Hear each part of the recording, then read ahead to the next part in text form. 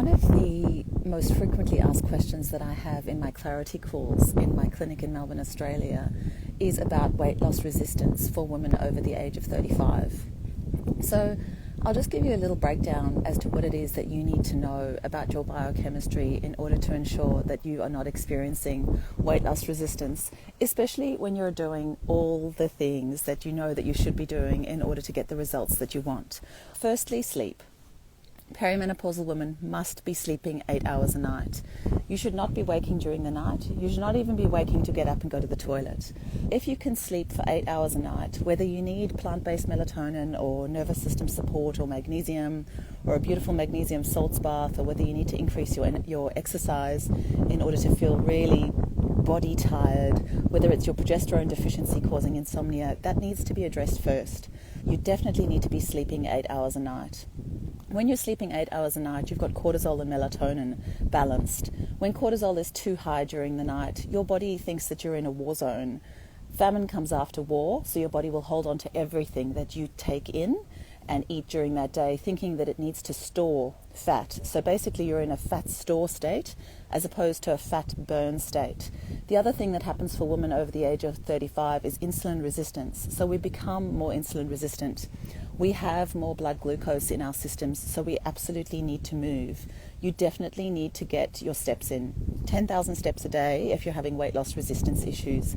And the best thing to do for yourself is, so you've slept your 8 hours at night, you wake up in the morning, you get sunlight into your eyes without the sunnies on, so that your body can balance that cortisol and that melatonin beautifully, and your circadian rhythm is in sync. So you start to feel tired after the sun sets at night, and of course you've eaten a couple of hours, 2 to 3 at least, before going to bed at night, so that your digestive system doesn't actually wake you up through the night.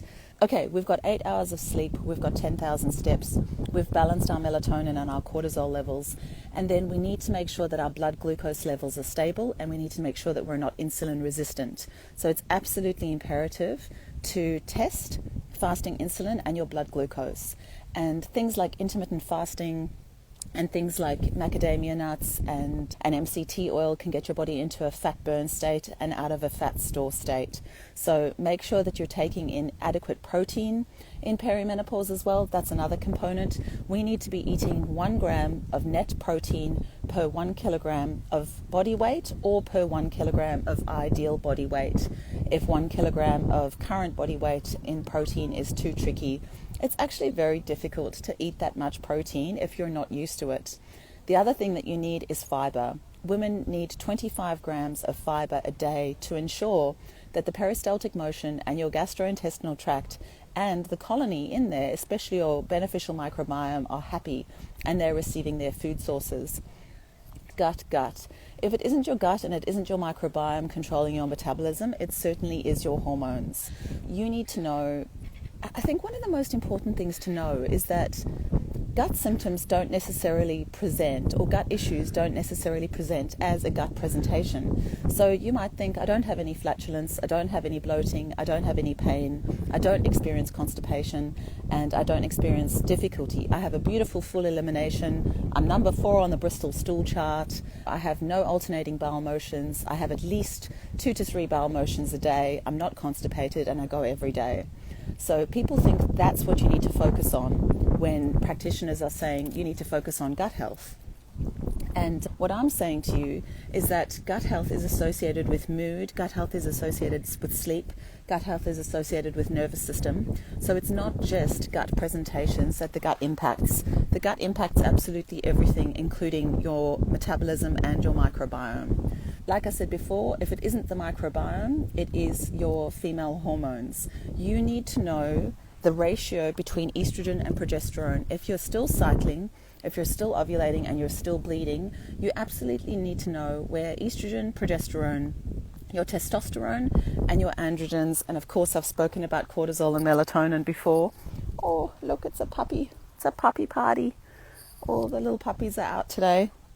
And yeah, so if we know where estrogen and progesterone are at, Lulu, Scotty, quick, come here. And if we know where cortisol and melatonin is at, and if we know that our blood glucose levels are balanced, if we have a great fasting insulin and we have beautiful, stable blood glucose, we are eating the rainbow, 3 cups of green, 1 cup of colour, and 1 gram of protein per kilogram of body weight, you should be feeling incredible. You should be jumping out of bed in the morning. You should be metabolically flexible. You should have a hip to waist ratio of 0.7 ideally to be metabolically flexible. And when you are metabolically flexible, it means that you can go between a glucose burning state and a fat burning state. So it keeps energy levels absolutely beautiful throughout the day. There's no dip. And that's also related to cortisol too. You've got this beautiful diurnal pattern of cortisol. You want a gorgeous car. You want a gorgeous cortisol awakening response. And you want it to be this beautiful bunny hill. You want cortisol to come up in the morning. You want it to stabilize, and then you want it to come down at night again so that you can sleep.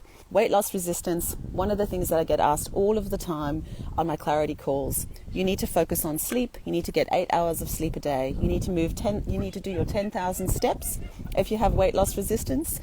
A full blood examination, you absolutely need to know what's going on with your thyroid. The thyroid is associated with the adrenals. The HPA axis is so important in perimenopause.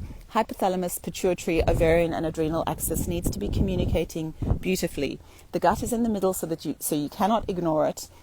And then we need to know what's going on with the hormones. But please remember, I've been in clinical practice for 2 decades now, and the biggest problem that I see. Thanks. Lulu, Scotty, come here. And I've been in clinical practice for 2 decades now, and what I'm here to tell you is that women often do the right things, but they do it in the right order. So it is about, let me just keep an eye on these dogs. It is about the hierarchy of healing. Let's have a look. Oh, there they are. Come on, Scott. Oh, what have you got? What is that? Oh no, he's got a fish. I gotta go. Oh my goodness. All right, that's it for today.